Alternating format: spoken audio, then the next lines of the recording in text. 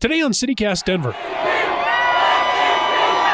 It's the only story that mattered this week. We're talking about the Nuggets' long-awaited NBA championship, the craziness we saw at the parade, and what it all means for the city. Plus, wins and fails of the week, and some killer wrecks for your weekend. Today is Friday, June 16th. I'm Paul Caroli, and here's what Denver's talking about.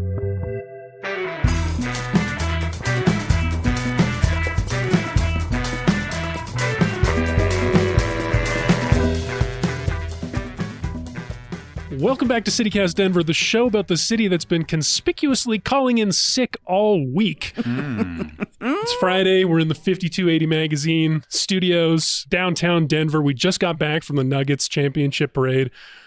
We're all pretty excited. Bree's here. Bree, welcome back. Hi, Paul. How are you feeling about the parade? Where I you was at? like trying not to cry. I was like so proud of our city and I don't know. It's just an incredible feeling. I think, we can talk about it more in a minute, but yeah, we I have will. lots of thoughts. Yeah, I'm excited. But before we dive in and introduce our guest today, we have a programming note. I mean, we're taking Monday off. It's Juneteenth, so there's not going to be a new episode in your podcast feed until Tuesday. Our newsletter also, Hey Denver, is going to be off on Monday, so we'll see you back on Tuesday. Our guest, we have an excellent guest. I'm so excited. He's a Navajo stand-up comic. He's the co-host of the Colorado Mammoth. He's the co-chair of the Colorado American Indian Commission, among many other credits, too many to list. And you might remember him as a guest on our show earlier this week. Welcome back to the show, Joshua Emerson. Oh, so great to be here. It's just your friendly neighborhood Navajo, Joshua Emerson, in the building. All right. Juneteenth is also my birthday, too. So, no way. Yeah, because I'm woke. Gosh. You know? I was literally born woke. That's great. Wait, That's great. are you a Gemini? I'm a bipolar Gemini, so double trouble. Yeah, I was like, Gemini's already my son is a Gemini. It's a lot. Yeah. Yeah, so it is a lot. You know, shout out to all the Geminis out there. You and your twins. I love you. All right? Keep going, kids. Keep at it. Let's come back to Earth. Leave the stars for a second. Paul's the an feelings. astrology hater. I'm not the only one. I know there's a lot of listeners out there like me. But the Nuggets, they won the championship this week. Let's get into the feelings a little bit. Where are you two at? I'm happy. I was there in the building when the confetti went off, and just seeing how much the Nuggets fans love their Nuggets, and just 47 years is the first one ever. Jokic, who unfairly probably should have won the MVP this year, and unfairly criticized, one of the most beautiful players to ever play the game, and he deserved this, the work he's put in. And then Jamal Murray to come back from injury. They're beautiful stories. That story of Michael Malone, I think Michael Malone shared it. Yeah, Coach Michael Malone said right after that injury happened, Jamal Murray looked at him and was like, "You're gonna trade me, right?" And he was like, "No, I love you." And I was like, and they allowed him to recover and they brought him back. And that's what I think is really interesting. I think, Joshua, you know this too, just from being a fan. The Nuggets, the team that we have right now is an investment, right? Mm-hmm. The conversation around MPJ, same thing. He had 3 back surgeries. Nobody wanted to sign him. Look what he did for us. So we have a really a cool team. Yeah, Christian Braun was drafted this year, and so and he played in the finals. So he's scored. Amazing. Yeah, he's 20. I mean, don't tell me that. I mean, I just can't imagine how he feels. He was kind of born on a cloud, though. This was his 3rd championship. Yeah, 3rd in a row. I feel like, because he won the NCAA tournament last year, right? With Kansas, yeah. Yeah, and his high school. He should retire, equivalent. right? I mean, That's it. Kind of achieved everything you. Anyway. But outside of the technical thoughts about sports, what I love about this is we're kind of in this moment for Denver where we're feeling, at least I'm feeling it around the city, that it's a new day. It's a new era. Not just for the sport, the sports team situation's amazing, but we have a new mayor. Casa Bonita's about to reopen. There's just some things that feel like wins that I feel like we've wanted for a long time. The last decade has been tough on a lot of people. The city has grown, and it has not always grown in a way that is supportive to everyone that lives here. And so when we get to have these moments where we can come together in the streets and just celebrate the city, it feels so good. And I think about every human just wants to belong, right? We're always looking for belonging, a place to be with other people and feel involved in with something. And that's what this feels like to me. You know, we just walked the streets and people were just like wanting to talk to us about how they felt about the Nuggets. And I just feel like the Nuggets is just like a metaphor for like, I've waited for this my whole life. I've been a fan my whole life. I love Denver. That's what comes out a lot. And so I just feel so energized and optimistic about the next decade for us. Are you feeling that same thing, Joshua, that Bree's talking about? That like, you know, inclusiveness, that like the Denver feeling maybe like it's got its mojo back, to quote our friend Patty Calhoun from Westward? Yeah, well, not only that I think that's a power of sports overall. So yeah, I co-host for the Colorado Mammoth. Mammoth fans are just genuine people, and the genuine joy they get in watching the game, watching the boys out on the field, to see them win and see them lose, to live and die, and to feel connected through that. I think another thing that happened that night is when the reporter talked to Jamal about his struggles and then getting to the NBA championship, everybody in the building just started making noise, and he started crying, and it was such a genuine moment. Can you describe to me what this championship journey has been like for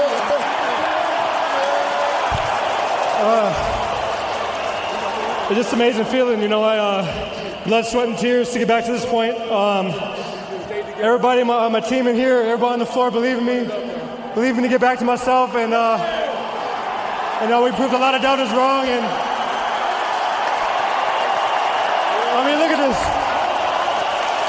I appreciate it. It's hard to create that in 20,000 people all at the same time, and to feel it all together. It's, especially in turbulent times, it's nice to feel that sense of unity. Yeah. It really did feel like that in Denver this week. Like Everywhere you went. I mean, there's other stuff going on, but like the only thing anyone wanted to talk about was the Nuggets. The only thing anybody was feeling was like victory. A great barometer for me on the west side of Denver is what Dandy Dan's marquee is saying. Oh, and today it said, "Congratulations, Nugs." Oh. No puns at all. No. Well, what I think happened was selfless. That's the spirit of the Nuggets. I love that. I drove by the day after the big win, and the sign had been someone had taken the letters down. There were only a couple pieces left up there, so I don't know if that was just their like second try where they were like, "Okay, look, we're excited about the Nuggets. Just let us be excited." But Dandy Dan's is on it. Everybody's on it. Dandy Dan's is a strip club on the west side, if you're not familiar. I'm a Shotgun Willie's guy, so I'm actually kind of mad right now. Glendale till I die. Okay. Well, Dandy Dan's security light goes directly into my living room. It's like Kenny Rogers Roasters episode of Seinfeld. It's like that, because their parking lot is so crazy. They shine a light, but it goes just directly into my living room. So I feel like Dandy Dan's is just another part of my home. Mm-hmm. Cool. Yeah. Take that as you will. So Joshua, you said you're the co-host of the Colorado Mammoth, which is the lacrosse team that the Cronkies own, right, as well as the Nuggets and the Avalanche, who won the Stanley Cup last year. I'm kind of curious about what this organization that the Cronkies run that has been so successful recently. You're inside of it. Tell us about the culture. Like, how did this happen? How did they do this? Yeah, so there's definitely a sense of everybody has to do their job from the top down. I think just that we have a high bar of excellence in terms of what we want to do with game presentation to guest experience.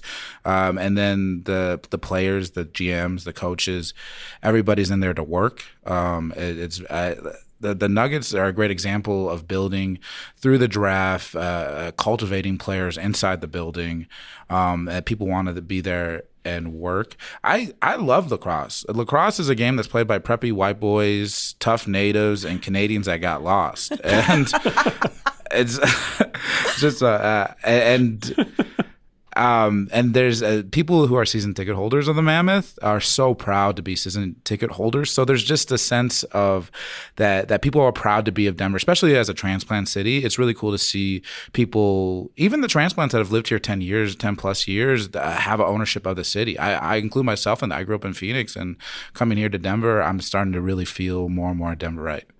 And I love that you brought that up, because I think that's a really important thing. When I talk about how it feels for some, I think about friends of the show, Denver Foos, have been doing interviews with folks on Instagram all week, and they talked to a gentleman who, what does this mean to you? And he said, I've been a fan for 50 years, since before it was the Nuggets, and I helped build Ball Arena. So that's the guy I'm thinking about. But there's this other side of it too, which is what you're talking about, Joshua, which is you can come to this city and that's a thing you can be part of, and you're welcomed in a way that sometimes you aren't in other aspects of the city. And like my best friend's from LA, she hates the Lakers so much.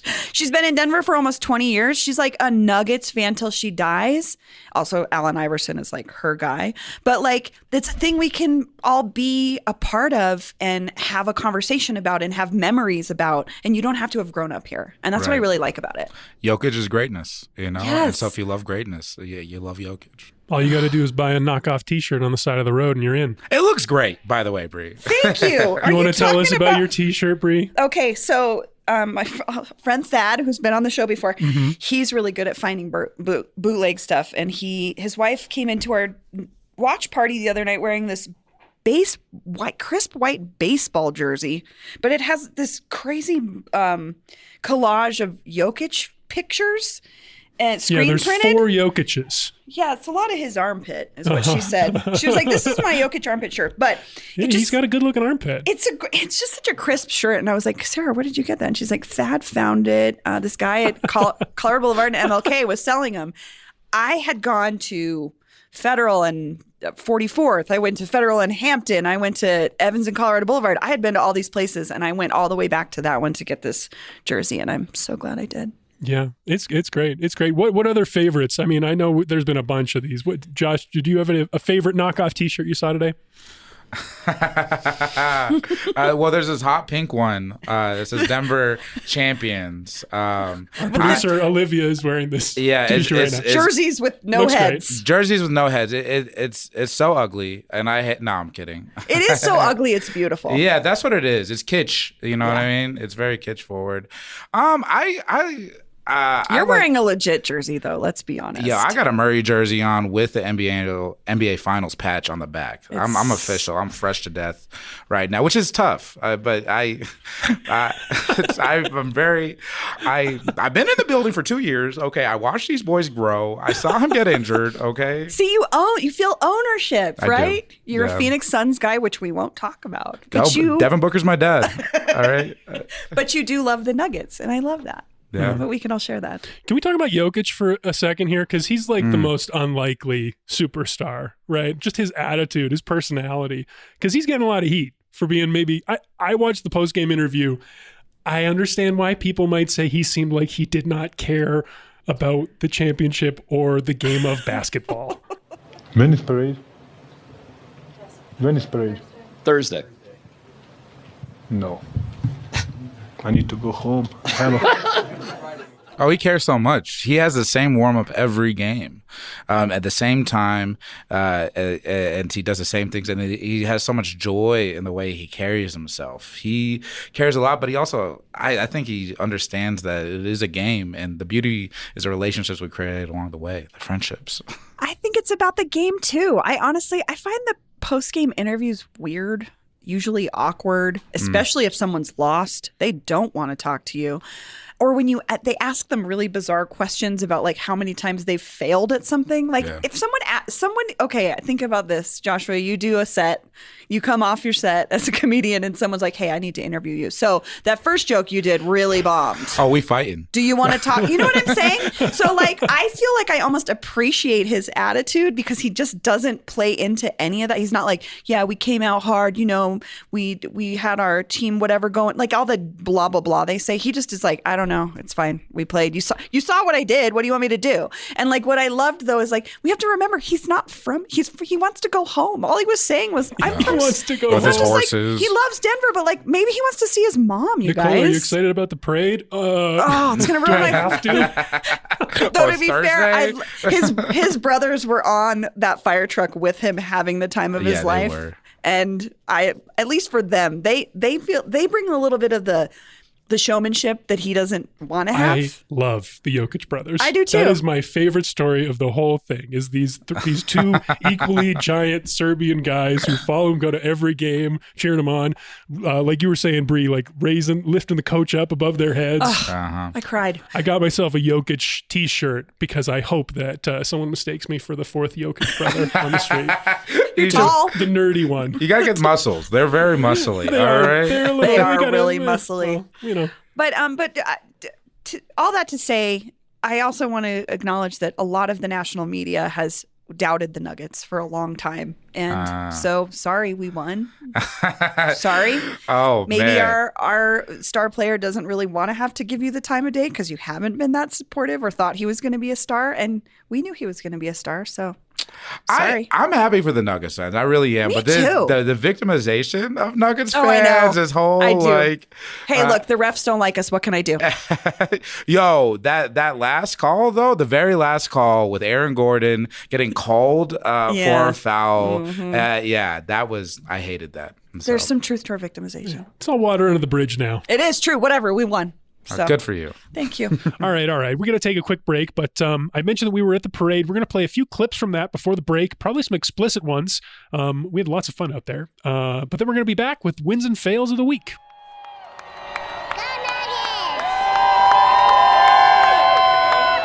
Because they're the champions.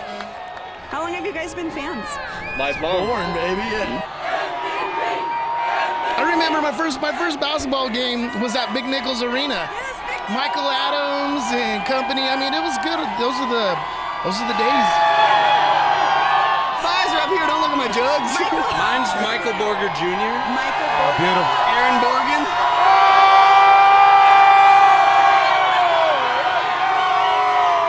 AG wasn't on his own float. I missed him. I mean, I'm happy that he's hanging out with KCP. I couldn't see him on the other side. I'm taking some pictures.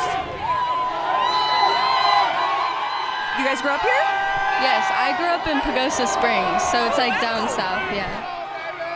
You're my second favorite Canadian!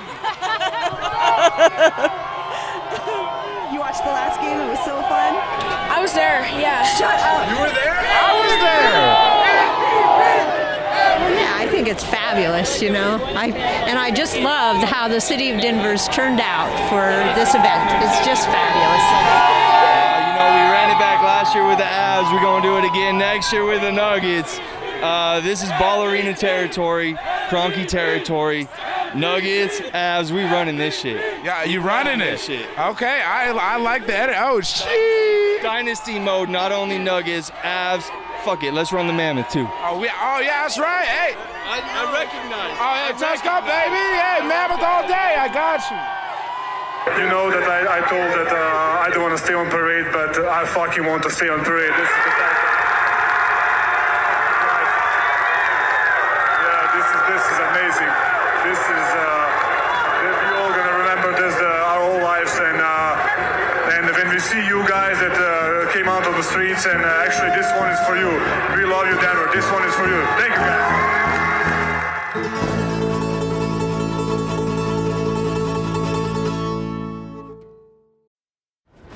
Diablo 4 has arrived. As the forces of hell gather, only you can stand in their way. Journey across the expansive open world of Sanctuary. Choose from 5 powerful classes, then progress them to fit your playstyle. Adventure with your friends in up to 4-player co-op with cross-play and cross-progression on all platforms.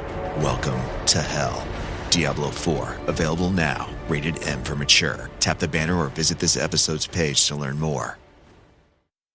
All right, and we're back. We're going to do our new favorite segment, wins and fails. So we've all prepared a win and a fail from the week.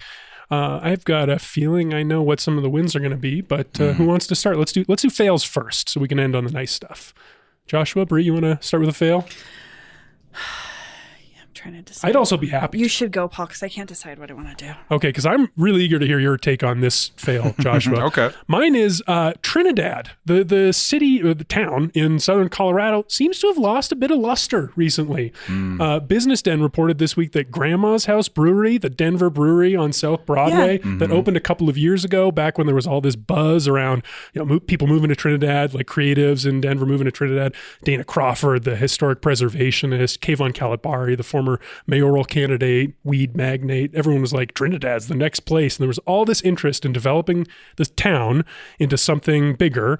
Now this brewery is shutting down. They've decided to cancel their lease. They say that their first year was really successful, but they lost 2/3 of the revenue in their second year in operation. So it seems like there's not quite as much excitement there anymore. That's interesting. But yeah, what do you think? Yeah, so I did the comedy festival down in Trinidad this year, and then the Grandma's House. It's with Sexy Pizza. It's in the same building, and it's actually away from the downtown. Whereas like Mutiny is right on the main strip, and so I think there is something about people aren't traveling to go to Grandma's House and Sexy Pizza because it's a little bit away from where the historic downtown is. So I think that's part of it. I think so too. I love Trinidad. I've been, spent a weekend. That's a great destination for a weekend away.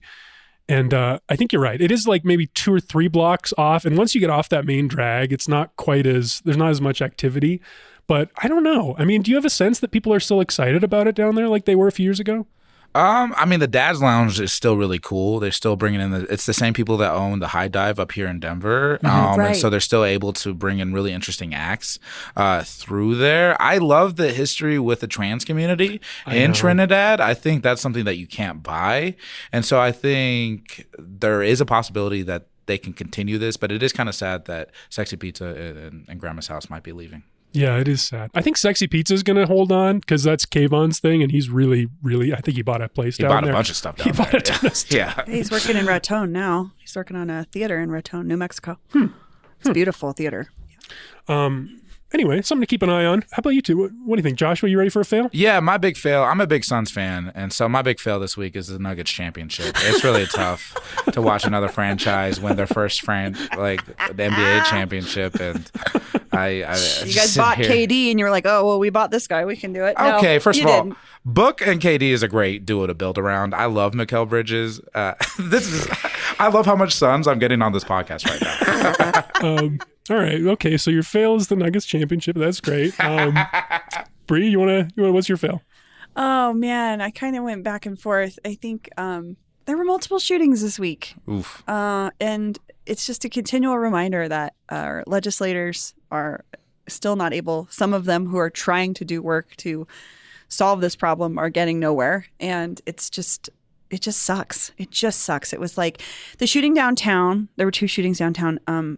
Unrelated to the Nuggets after post game. Right. There was early speculation because there was one where the news broke and it seemed like it was during the celebrations. Yeah, but it was not related. And that frustrated me on a different level, that we make assumptions about people celebrating that they're going to be violent or whatever. But yeah, it ended up being unrelated. However, 11 people were injured in 2 shootings in Lodo that night. And then I read a story about a road rage incident on I-25 this week where 2 brothers were murdered. And I mean, that's a whole other struggle with society where someone cuts you off and that's worth murdering them. Like, that's wild. But at any rate, I think my fail is just, we got to get a handle on this. And it's been talked about for decades. I don't know what we're going to do, but guns just don't have a place in this city. So that was my fail. Yeah, that road rage incident was, that was interesting. Because I was reading a little bit about how that went down. It seemed like the person who did the cutting off got out of their, pulled over, got out of their car, but then the person who got cut off was the one who ended up having the gun.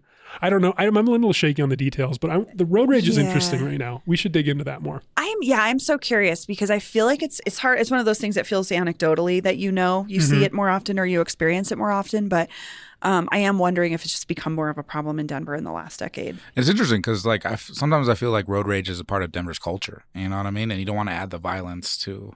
You think it's part of Denver's culture? I have to say it. That's like a new thing, not a new thing, but I grew up here and it wasn't that bad. People also didn't drive as fast. I know that sounds like I sound ancient, but people go 50 down my street. When I was a kid, we played in our street all the time. I wouldn't let my kid play in my street now for anything. So yeah, that conversation, speeding and road rage, I am curious what folks think about. It's interesting that Denver problem. that gun violence has come up now 2 weeks in a row on the show. And I mean, I know we want to be critical about this narrative about a summer of violence, but people are talking about that.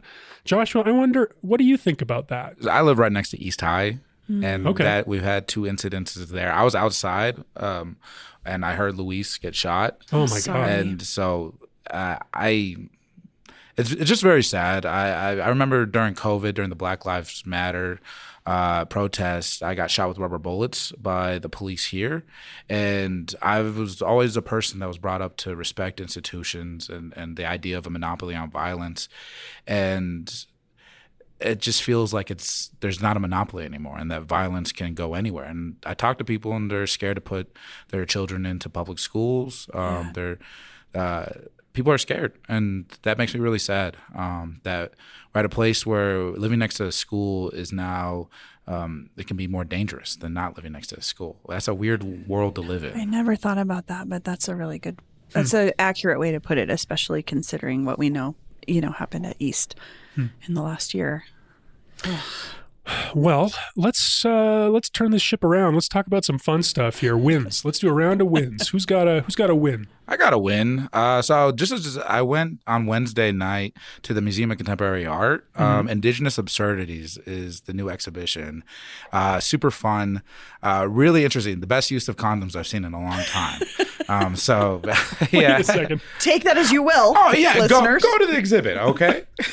See what I'm talking about. That's a great tease. I want to see. I haven't heard what about else this is in there? exhibition. Tell us more about the exhibit. What can we see there? Yeah, there's Indigenous Absurdity. She's has like a high level take on Indigenous humor, and as a Native American comic, I loved seeing that she utilized different Native memes, also the way that we talk to each other and roast each other. And that's also, I'm partnering with MCA to do a Native American comedy showcase. It's in conjunction with this exhibit. So it's always cool to see what the museum is putting out there, and so why they're reaching out to performance art to be in conjunction with this exhibit. I loved it. Nice. I enjoyed it a lot. Nice. When's that event? We can put a link in the show notes. You guys already did. It's Colorado Native, August of course. 24th. Oh, yeah, the Holiday Theater. Yeah. That's that awesome. lost a desert rider. All right. I'm sorry. Don't On our be. summer maybe show. Don't be. Desert Rider's going to be amazing. Bree, how about you? What's your win? They're establishing a new cultural district that's called Lavender Hill, which will be Denver's first queer cultural district. Right now, it's sort of just in process. It's not official by the city like the cultural districts that we've recently created, like Lama Lincoln Park, but they're hoping that it will be. And it will span across Capitol Hill, City Park West, Cheeseman Park, Baker, and Five Points. And it'll have markers where places of note within the queer community in our history. As a city. And I think that, Paul, you and I did this tour last year with Aaron Cole from History Colorado. That was like a queer history of Capitol Hill. And we walked around to all these like houses that you wouldn't know were, Right. I mean, I lived in Capitol Hill. I had no idea. I mean, it was always an inherently queer place. That's partially why I wanted to live there.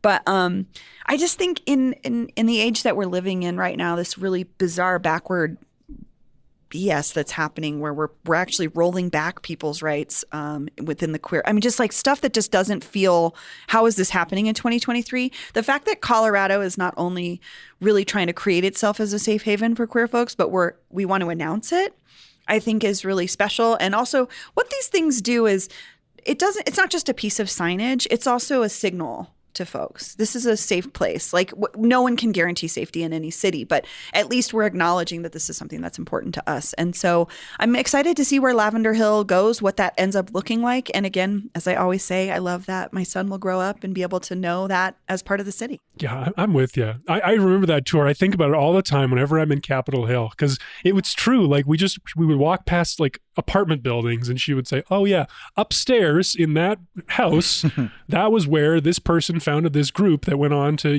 do this and this and this. Like this zine this would just was be being forgotten. Yeah, the lesbian zine. That's the famous one, right? Zines were being published here and meetings and groups where people were having to meet in secret, but they were able to be together. And the fact that we could do this publicly is So cool. I'm with you. More recognition like this. More is more, in my opinion. Yeah, I fell in love with the queer woman in Capitol Hill. So, it's perfect for me. That's a perfect love. That's a perfect Capitol Hill love story. Just adding to the history. I want to hear it.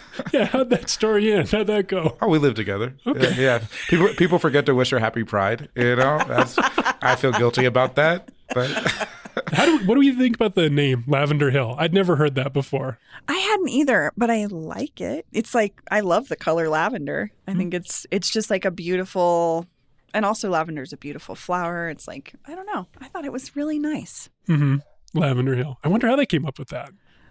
I don't know. Good question. Well, okay. All right. Well, my win. Yeah, what's your win, my Paul? win is from the food world. So we heard a lot about the James Beard Awards a few weeks ago. People call them the Oscars of food. Well, if the James Beard Awards are the Oscars of food, the Michelin star is the Nobel Prize, and the Michelin Guide is coming to Colorado for the first time to do their prestigious food award guide here. So You know about this? I don't. I'm not understanding. So the Michelin Guide just didn't acknowledge that Colorado had a culinary scene until now. Is that what you're saying? Well, it's kind of interesting because the history of this guide it's like it started in 1900 and it's published by the French tire company Michelin. It's the same Michelin.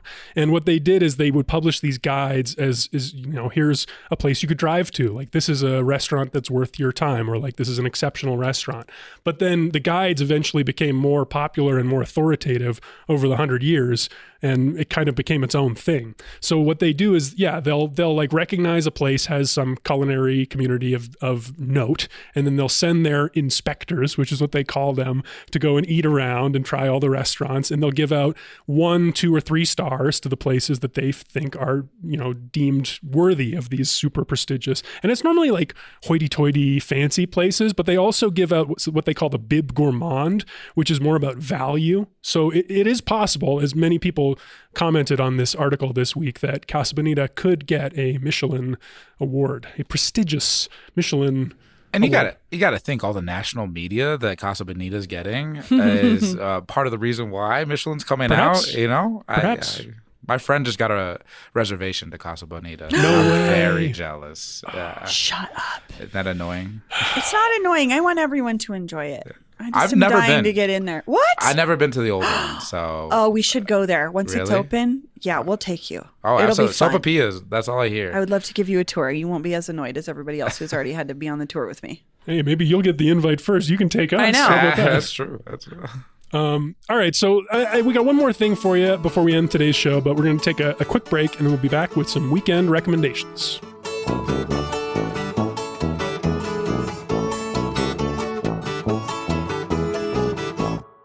And we're back. It's time for the official CityCast Denver maybe for your weekend, as in maybe you'll see us there, because as usual, there's so many cool things happening in Denver this weekend, but there's only one where you might see us. Peyton Garcia rounds up her best bets for our newsletter, Hey Denver, every week, and she's here to give us her top picks. Peyton, welcome back to the show. Hey, guys. Hi, Pay. Hey. All right, so let's get started. First event happening Friday night, 6 to 9 p.m. in Westwood. It's Veggie Viernes. Oh, yeah. Yeah, so they used to do this event monthly last year, I think. Starting this year, they wanted to make it one big giant event that happens annually. So that's taking place Friday night as part of the Westwood de Noche night market. Cool. And it is a way to explore Mexican cuisine through a vegan and vegetarian lens. So it's all vegan and vegetarian food. That's awesome. Vegan and vegetarian Mexican food. I love that. Yeah. And it's kind of cool because their whole thing is it's like people make these assumptions about Mexican food that it has to always be like beef and beans, or beans and or beef and cheese. But like they're like, you can have really good Mexican food that's vegan and vegetarian. Also, we just love Westwood and they do amazing things. And it's, of course, on the Rise Westwood campus. So it's going to be fun. Their food is unmatched. No matter, I always have good food at any Westwood event. So cool. Yeah, it's a front runner for sure. Joshua, where are you at with vegetarian, vegan, Mexican food? Well, I love white women, so I love vegan food, and so I'm a big fan. Absolutely, yeah.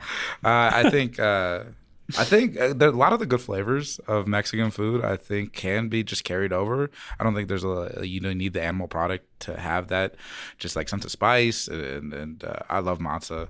Matzah. If I could be wrapped in matzah when I die and then just thrown into the fire, that's how I want to go. All right, and then feast upon me, coyotes. You giant Joshua-sized tamale, is that what you're talking about? What'd you call me? All right, Peyton, what's number 2? Okay, number 2 is happening in Aurora on Saturday from 11 a.m. to 3 p.m. and it's a monster truck charity Palooza. So it is a fundraising event. Yeah, it's a fundraising event to raise funds for a bunch of veteran organizations. So Freedom Service Dogs. There's going to be monster trucks that you can actually ride in. Whoa. So I immediately thought of like Montgomery Bree, and he would love that. I'm sure there's also going to be a car show where they'll have like lowriders and other specialty cars to check out, and then like all the fun normal carnival stuff. So like bouncy houses and just that sounds awesome. Funness. Grave digger. Yeah. So ride in a monster truck. Saturday. Ride in a monster truck for a good cause. That seems like you guys are all really into this one. Yeah, absolutely. Is it outdoors? It is. Thank so God. they just gave an address, and I Google mapped it, and it looks like it's just a big open space somewhere in Aurora. Because I've been to the ones at the Coliseum, and it's like a lot of exhaust. Yeah, no, it's all this is outdoors. awesome. It's awesome that it's outside. Yeah, absolutely. That does seem better. Yeah. All right. So, what's number 3?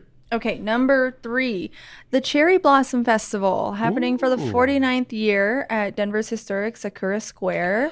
Celebrate Japanese heritage and culture through traditional food and entertainment. I've always wanted to check this out. Never done it, but Any reason to go to Sakura Square. Beautiful little corner of the city. Any reason to be around cherry blossoms? I think that's an Instagram photo. Right Yeah, there you go. There's some major Instagram potential going to be happening at Sakura Square. Yeah, for sure.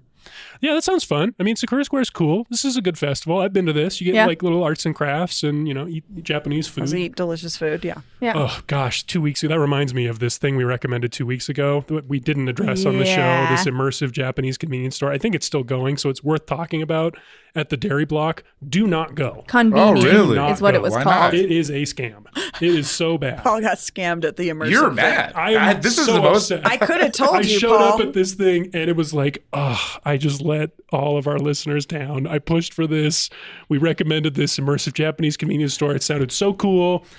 There's this strong Japanese culture around convenience stores. They're like better. They have more higher quality offerings than they do here. And this thing is just like not that at all.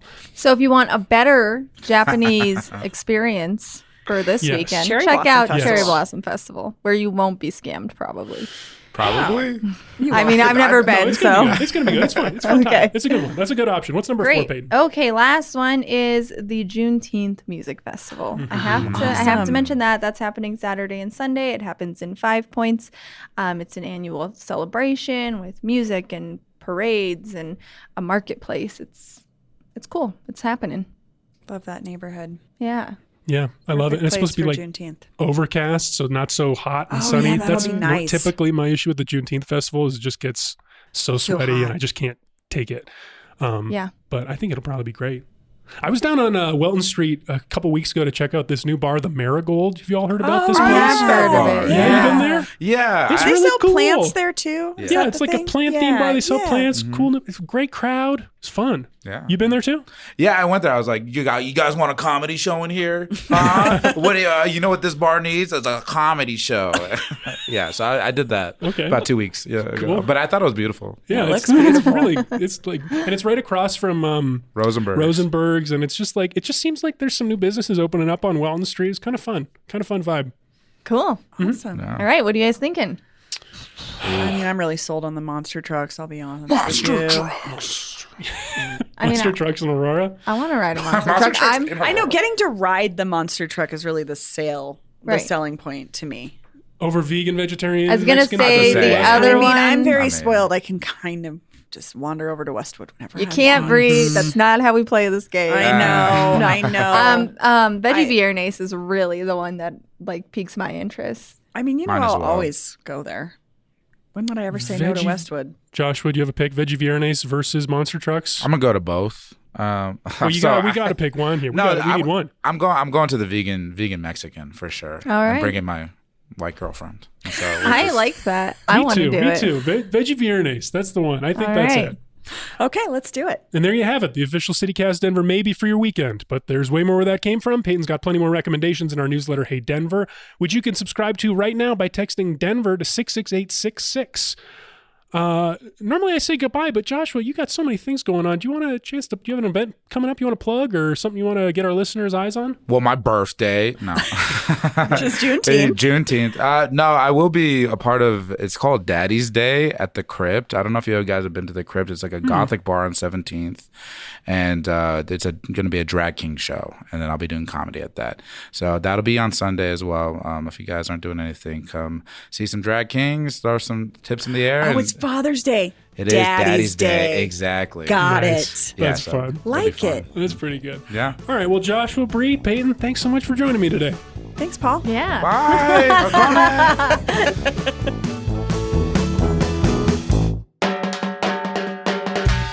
And that's all for the week here on CityCast Denver. Our producers this week were me, Paul Caroli, and Olivia Jewel Love.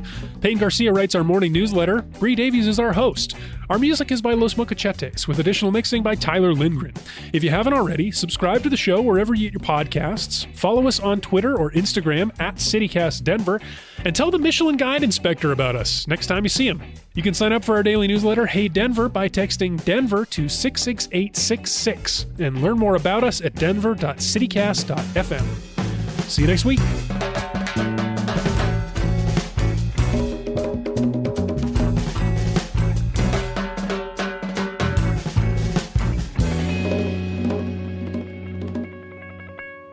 Raising Cane's just tweeted at me, just so you know. Oh, wow. That's really weird.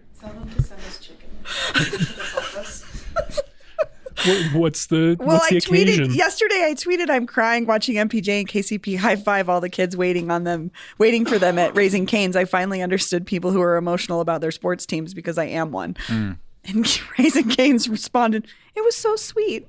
Oh. Okay. So weird. Send chicken to 5280.